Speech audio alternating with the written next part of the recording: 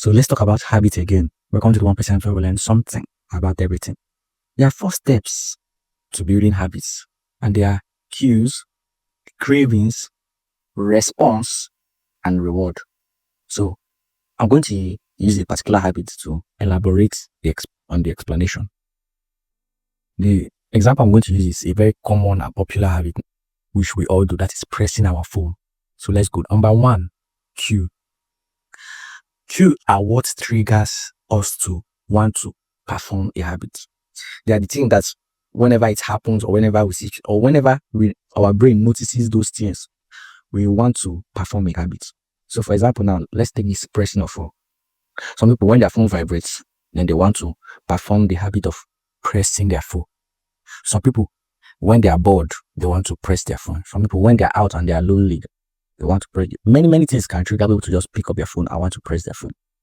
So those things that trigger you or make you pick up your phone.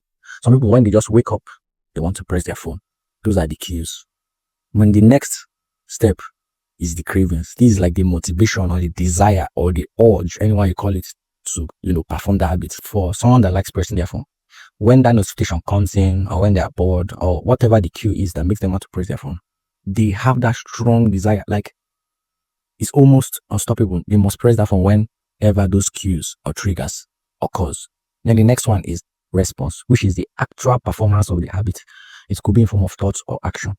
So, but for our example, you actually then perform the habit of taking out your phone or picking up your phone and pressing it. It could be that maybe you are reading and then the trigger comes, maybe a notification, you have the urge, and I'd say, oh, let me pause this reading and see what's going on. You pick up your phone. At that moment when you pick up your phone and start pressing it, you have taken an action, which is the response to the craving or the desire that you had to press that phone.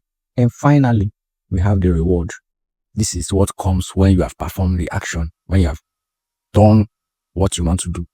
And it could come in many forms, but for our case study, which is, or for our example, which is pressing phone, it's mostly like a satisfaction.